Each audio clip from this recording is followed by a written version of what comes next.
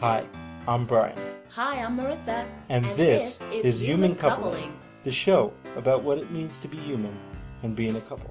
So whether you're married, divorced, dating, or don't know where you land, we're here to help. Hey everyone, welcome to another episode. How you doing, Brian? I'm doing great. Hello out there in podcast land. How's everybody tonight? I hope everyone is as fine and lovely as I am. Same here, I'm having a really good night tonight. Yes, even though it's around 90 degrees outside and it's this late, but hey, it's lovely. Oh yeah, it definitely is. Yes, so it is another week and we are here to continue our series on dating in the digital world. Dun, dun, dun. All right, so you picked, you clicked, so now what? Exactly. What do you do when the relationship is now in the real world, in 2D? Oh gosh, what do you do? I don't know, man. It becomes really a little crazy. Of course, because real life is monotonous as all heck. Enjoy! Oh, it really is. It's kind of nuts. I know, but okay, so here's what we were thinking about this week's show. Since we wanted to expand on this topic, I was thinking about what are the nuances of a relationship? How do you feel when, okay, you remember that when you're online, you have his full 190% attention? Or you think you do. You don't really know, though, to be honest. Of course you do. You're getting that 2-second click, click, click, instant message. And that instant gratification bug is getting fulfilled again. Exactly. But then what do you do when it stops? Because he's going to have to, go to work, and he's going to have to do his chores and his laundry and go visit his friends, and you ain't coming. So, Well, that's something that happens in every relationship, whether you meet online, on an app, or in person. We all have this, I guess the most common phrase is the honeymoon period. Yes. Where everything is puppy dog tails, rainbows, and Oh, unicorns. it's beautiful. And then about the 3-month mark, stuff starts getting real. He leaves his drawers on top of stuff. You know how it is. Yeah, but I don't know if at 3 months you'd be doing that yet. I don't know. People move fast nowadays. It's true. People move so fast. It perturbs me and disturbs me at the same time, because it took us how long to even... I don't even know. It took forever. You can't use us as a benchmark because we moved lesser than a snail's pace. I know we moved at this really slow pace because we have to. Because when you are dating and you are thinking of being in a relationship with someone who has a certain need, you do need to take it into, consideration that, okay, can you live together? Is it okay for you to live together? Are you willing to do what it takes to be with him 24 hours a day? Well, that's true. And let's expand it a little bit for those listeners in our world that aren't like us.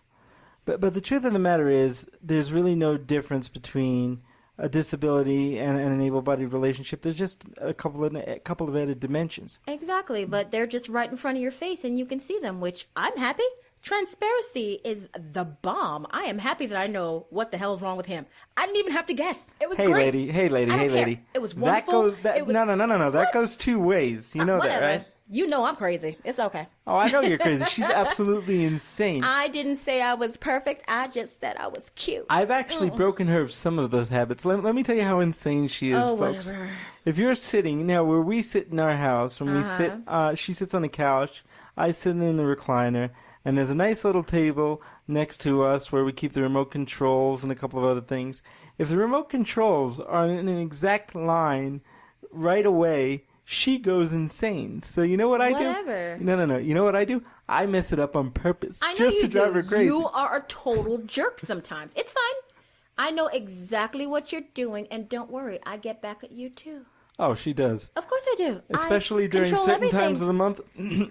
Whatever. I don't care. I'll even give a rat's nest. See how nicely I put that? I didn't even rat's nest. A rat's nest. Okay, she's being PG today, folks. Yes, I am being PG because I think our listeners deserve that. They deserve for me to be PG-13 and not cuss you out like a sailor. Oh, really? Yes, you heard me. You heard me. So anyway, let's get back on topic right now.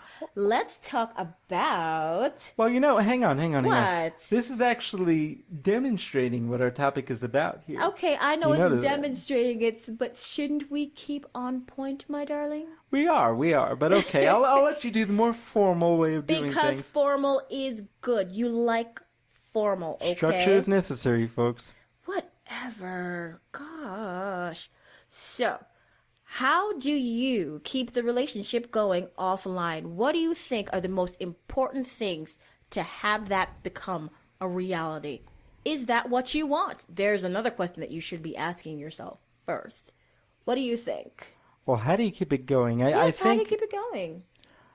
See, the tough part about meeting online, and the tough part about meeting online, whether it's on a computer, on an app, whatever, is you have time to craft your personality. You have time to craft the picture that you're showing the person that you're with.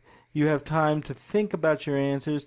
If you don't, answer an instant message back right away or answer a text message right away, you could say, oh, I was in the bathroom or the phone rang or Okay, who but knows what. don't let too much time go past because people seem to be a little bit more antsy nowadays. So like if you get a text message and I would say within 10 minutes, would you say 10 minutes? Yeah, but even that's pushing it. But that's not what Yeah, I'm. that's pushing it, That's not what yes. I'm trying to say. You're saying instant gratification and I'm saying, yeah, if you don't hurry up and answer. That's not what I'm saying. What I'm saying is What? you have the opportunity to think about what you're going to say, whereas when you're in a quote-unquote real relationship in real Yes, life, in the like 2D she world. and I are here Uh-huh. in the real world, feet apart from one another because of the way the studio is set up. Yes, pretty much. We don't have time to sit there and say, what's the perfect adjective I'm going to use here? Because if you sit there with a dumbfounded look on your face, everything's going to be over. Okay. So the trick, I think, that happens is when people have to stop thinking in terms of I have X amount of time to answer and just react based on the situation. And that's the interesting part. And that's when some of the mystification leaves the relationship. That's when the veil is lifted, and that's when, bum, bum, bum, the arguments start. Okay. When you're online or when you're texting, as I said, the full attention is there, but what do you do when you just have to like sit back and learn to be together? Like, how do you do that? I don't even know how we did that. We just came to be one day because we decided to move far, far away from everyone we knew to another state and live together, which was absolutely crazy, don't you think? Yes and no. I mean, we were living together, but we weren't married. I know, We but weren't that's what I'm attached that saying. We way. are now together, and we have to give each other everything that our family used to give us. Like, I used to get all what I need from my mommy and my sister and my brother, and now I have to get that from you, whether you like it or not. It's true. It's true. Whether you like it or not, if you do decide, And that door swings both ways, by the way. yeah, Yeah. we both have to get what we need from each other, but how does that even start? I don't even know if there's a formula for that. I don't even there How do you isn't invent a one? formula for that, No. and I think we were developing a lot of that long before we ever moved out to another state. I don't think if we didn't have any of that to begin with, Okay. we would have been able to do what we did. So the forming of the relationship happened when we were still somewhat in the safety net of our familiar surroundings with our family members and Okay, such. but some people don't get that lovely blanket. They have to go in it quick. We had 3-year buffers. We had a 3-year buffer. Some people, within 7 months, they're just like, where is this relationship going? What do you want to do? I haven't met your boys, your mama, no one. What's going on? And that's one thing. We were watching a TV show where that was the case in the storyline today. Yeah, that's fine, And but that's realistic, though. It is realistic, but at the same time, it's like, wow, do people really move that fast? And I think that's what happens is people move so fast because there's these artificial timelines that people place on relationships. 3 months, where's this relationship going? 6 months, I better have a ring on my finger. a year we better be married. Within a year and a half to 2 years, we better be having 1 to 2 children. Wow. And when that happens, that's when all the reality comes crashing down. It's like, holy crap, I've put myself in a situation with this man, this woman, this person, and I don't know thing one about them, really. I mean, I can read on paper to get certain things, but to really know who somebody is, there's no substitute for time. Well, yes. And that comes down to the very specific topic that we were going to be talking about today, which is when arguments happen. Or when disagreements happen. The communication. Or the communication breakdown, as it were. Oh, the breakdown. I don't even know what to say about that. Who, in fact, gets the last word? Well, yes. Who does get the last word in the relationship? Because as we all know, in every relationship, there is someone who is very strong, and then there is someone who is willing to just go along with it or be, in turn, passive. Because we don't want to cause trouble. We just want to go. Okay, I'll do that. That's fine. I don't care. Or, So, what would that dreaded question sound like? The dreaded question that on Friday night, after you come home from work, if you work a 9 to 5, Monday through Friday, what is that question that you don't want to hear after you put everything down and are relaxing with your remote in your hand, and they turn to you and look you in the eye and say what? What do you want to do tonight? Oh, I hate that friggin' question. What do you want to do? And then you counter back with, I don't know. What do you want to do? And then the other person counters back and says, well, damn it, if I knew what I wanted to do, I would ask you the frickin' question. And see, this right there is not a communication breakdown. It's just, you're both tired. Your brain isn't working. I know my brain is not working. I'm tired. Because you both come from working all day or doing whatever it is that you do. Yes. And you really don't give a shit what you do. You just want to go and have some fun. I just want to lay on my butt, but I just want somewhere else to be. Because if you stay home, you inevitably fall asleep faster. That's what I found. It's true. Yes. When we stay home on Friday nights, which happens a lot, and I try not to let it happen. I like staying home. I don't care what he says.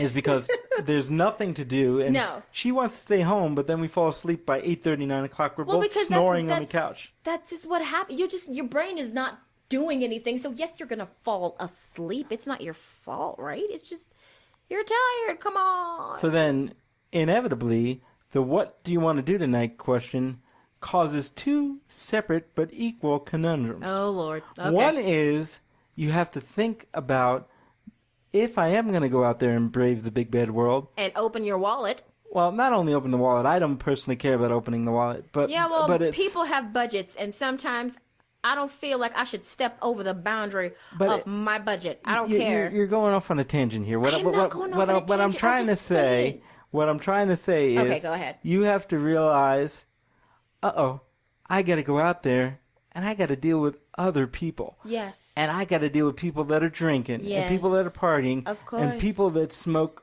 Colorado air freshener. Exactly. And all of those types of things that are fun in this fair state and city of ours. And if you don't participate in that sort of thing, it's really hard. We are what you called a very, very straight-laced couple, and in certain ways, it's boring. We don't partake in an alcoholic beverage all the time, only like on holidays or special events, but it's not something that we do. If we go out, we don't tend to do that. And then here's another thing, we're vegetarian, so there's another thing that's separating us from the crowd, so it's hard to want to go out there and deal with other people. And here's the one other thing that's really difficult about Denver, folks. Yeah. Unless you're downtown in the center of the city, and we're a little bit further away. But if you go anywhere in this town other than that, things close, including restaurants, by 9:30 or 10 o'clock. Oh, it's crazy. The kitchen is closed. You can have alcohol, though. Well, I don't drink alcohol, so I gotta leave. So it's hard. I don't know what to do. So this is the dance that we go through every weekend. So I try at least every other week, if not every third week, to have an event, to buy tickets to a show, what have you, so that we don't have to have that conversation. But it happens. The other side of the coin, and this is where the last word thing comes in, is when you start having that conversation, what do you want to do tonight? What do you want to do tonight? I don't want to sit in the house, blah, blah, blah. Inevitably, one or the other will come and it'll start a whole argument about something completely unrelated because that has been simmering under the surface for 3 It weeks. happens to everyone. And I'll say, as the man, I don't see where it comes from, but that's my male stupidity. Okay, because my okay. brain doesn't work like that. Come on, you sometimes look. People take things a little personally. After a while, I don't know what you want to do becomes, hey, he doesn't give a crap about me. He doesn't even take the time to figure out something to do. He doesn't care about me anymore. What are we going to do? He used to be so attentive and so wonderful when we were talking online. See? But see, Meanwhile, this is real. Meanwhile, though, the fake is that. This is real. the relationship Okay. has a short memory. Because even if one or the other, and I'm not saying it's male or female, but one or the other person, even if, let's say, every other week they plan something pretty spectacular, that one week, because one person may be having a bad week at work or what have you, they say, oh, this person doesn't care about me. No, they're just tired too, and they didn't think of something. Well, yeah. Or something fell through, or some other kind of crap happened. You know, and when, like Marissa said, when you're online, none of that happens. None of that occurs. Because guess what? You're in the magical world of the internet, where there's a delete button, there's a backspace. You could, back in the day anyway, say, oh, you know, I dropped my internet connection, which doesn't happen anymore, but that was a big excuse for people. Of course, you had to go out and find another AOL dial-up number. It was horrible, people. So I guess what we're saying is it's really kind of difficult to decide, Yeah. is this person what they show themselves to be, or are they something completely different? A. And B, can they negotiate the dreaded question, what do you want to do tonight? Okay, but my take on this is, why are you taking it so damn personally? I think sometimes people just take things to another level. They're escalating a simple thing. So if you would just maybe sometimes calm down and just look at it as, we're tired. Great. That's the answer. We're tired. We don't have an idea. It's not because he doesn't love you. He just don't have any idea, just like you don't have any idea. You're not helping either, because I'm sitting there going, what do you want to do? And he's saying the same thing, so... You know what, though? I gotta look to myself sometimes. It's really easy for Maybe us that. to negotiate around this because we've been together forever. And we have a very similar personality type. Sadly. So it's very easy. When you see people that are together that are definitely opposites, and I know they say opposites attract. That is not That's true. when the shit I hits don't the feel fan. like I don't that's care. true. I No, don't think it's it true at all. really is when the shit hits the fan. Yes.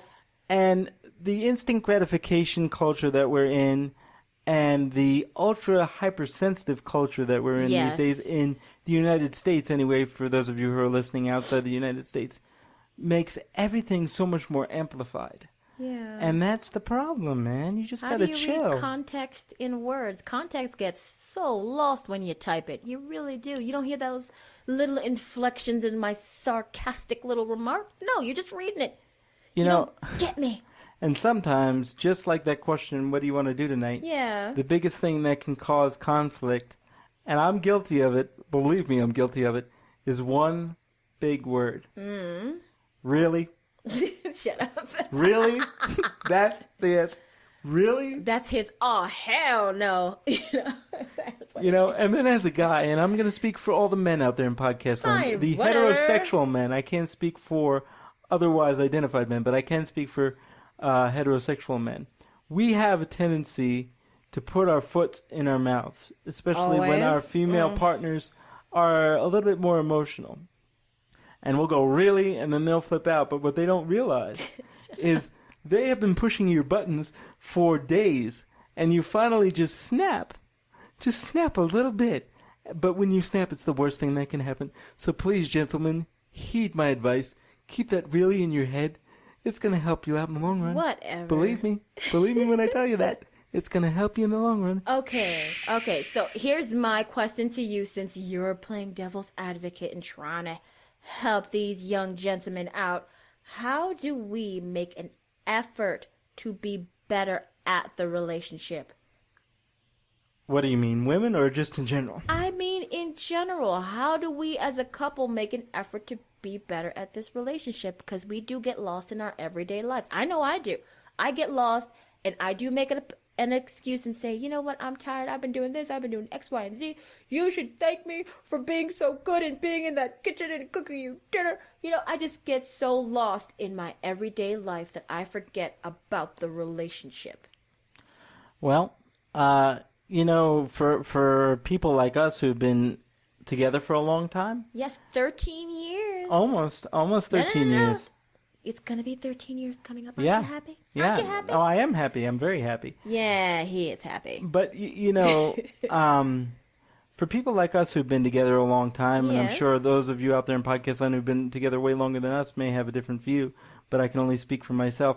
I think you have to make a concerted effort to really put the relationship first every now and again, because Okay. it's really easy to get tied up in, like you said, the cooking of the dinner or the writing the emails, the paying the bills, the everyday doldrums of life.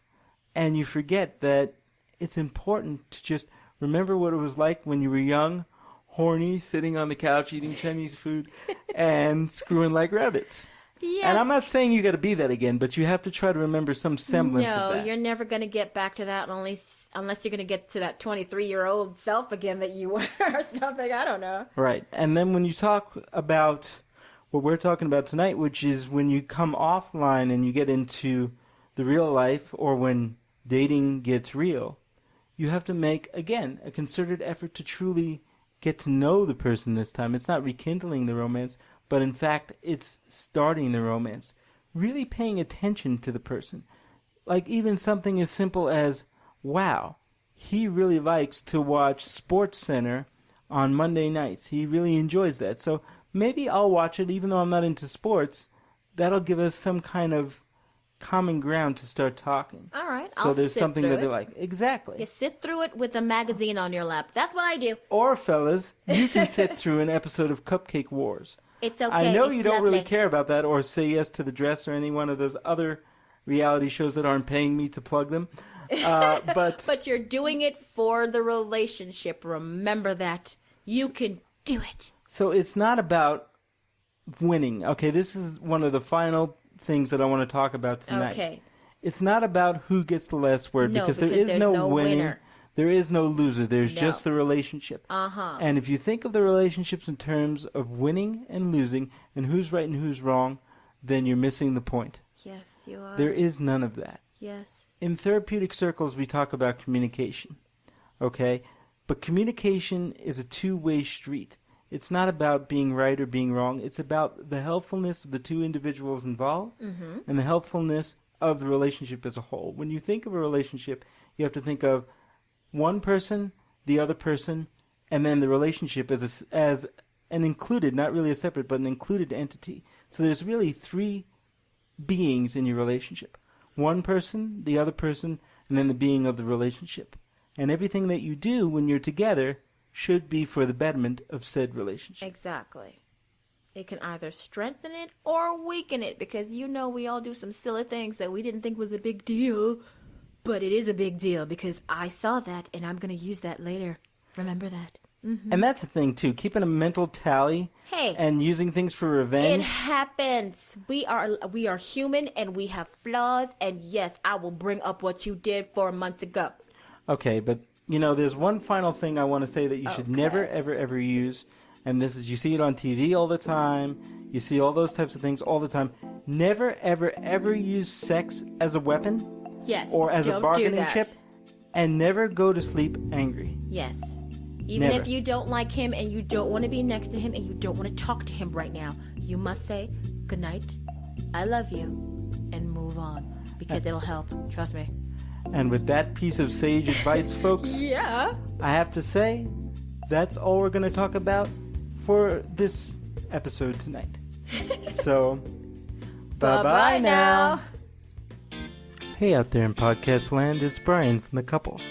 Do you want more of the laughter, love, and hijinks that is the Human Coupling Podcast? If so, like us on Facebook, friend us on Facebook, subscribe to our YouTube channel, follow us on Twitter, follow us on SoundCloud, follow us on Google+. Would you like to let us know how we're doing or let us know how you're doing? Or do you have an idea for a show topic? If so, send us an email at humancoupling@gmail.com. Hope to hear from you soon. Bye-bye now.